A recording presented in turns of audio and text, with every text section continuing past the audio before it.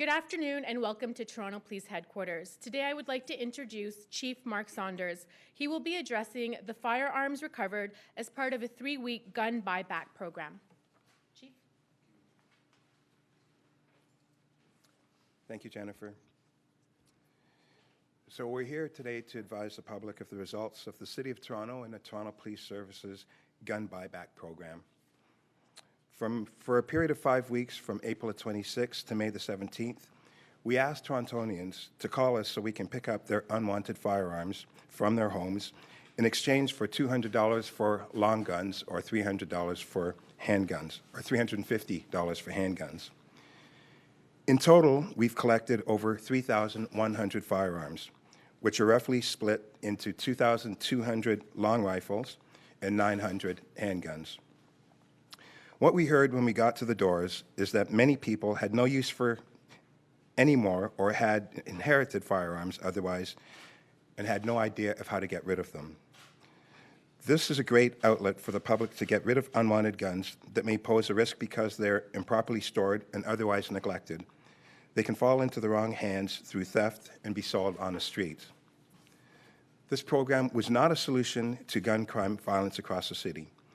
Each and every day, the men and women of the Toronto Police Service are pulling guns off the streets through keen investigative and intelligence-led techniques to help keep the public safe. We've developed intelligence, and we go after networks of gun suppliers and those who use guns for profit through criminal activities. We use all the means possible to prevent further violence. This program was a part of a larger strategy to help reduce the supply of guns available to criminals. I'm confident we've kept some of those guns out of the wrong hands through this program. And Inspector Chris Boddy, who was in charge of this initiative, who's done a fantastic job, will take the microphone. I'll answer questions later. Thank you, Chief. Just to speak to the overwhelming response that Torontonians had to this program this year. So many of you will remember in 2008 when we had a similar compensation package over an almost 2-month period, the service retrieved over 2,000 firearms.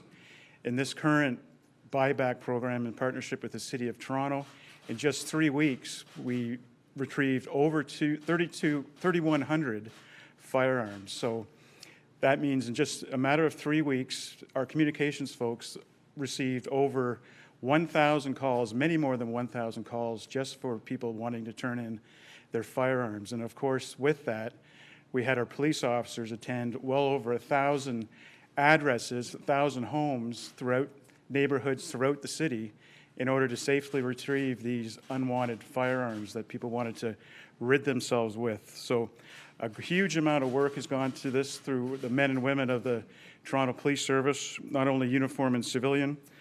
And also, each one of these firearms, as you know, has to be verified and tested to ensure that they're not involved in any kind of criminality. So great work done by our Guns and Gangs Task Force and our Property and Evidence Management. So it's been a huge amount of work. But I really feel that our homes and neighborhoods are a little bit safer with 3,100 operational firearms removed from their homes. And in addition to not only the 3,100 firearms, we also retrieved many, many air rifles. These are things that are in people's homes, even though that they knew that they weren't going to get compensation for. Parents recognize, grandparents recognize that these can be dangerous and can fall into the wrong hands and also be used for criminality. So we took a number of those off of the streets as well. And in addition to many thousands of rounds of ammunition, we had many addresses that our officers attended that retrieved simply ammunition. And again, the homeowner knows that they're not going to get any kind of compensation for that, but they just felt that their home was a little bit safer without having this ammunition laying around their home that they're never going to use.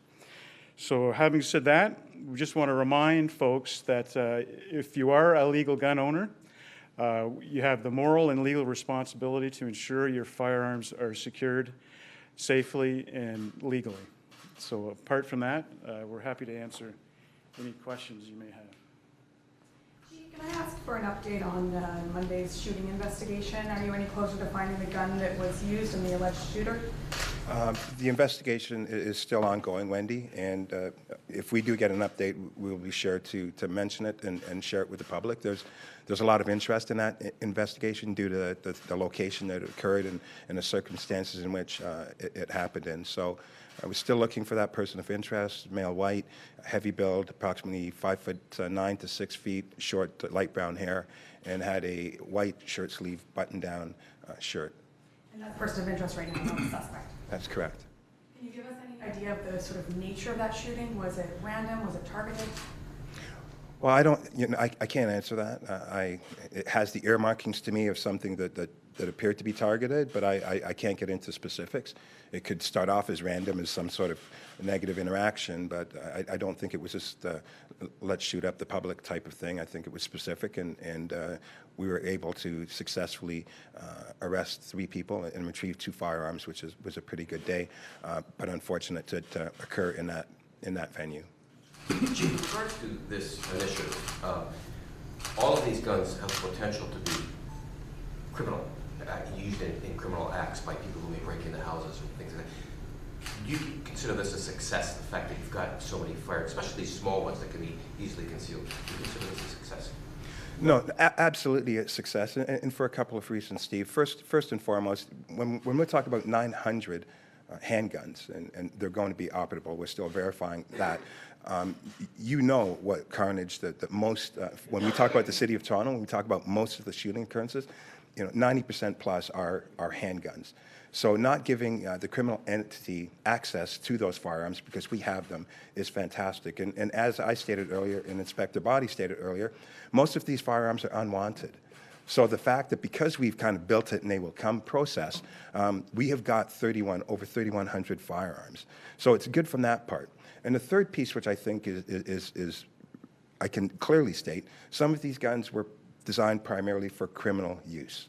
So when we've got a sawed-off shotgun, when we've got 2 Uzis that are sitting at the table, when we have those types of weapons, then we've got firearms that have the serial numbers removed.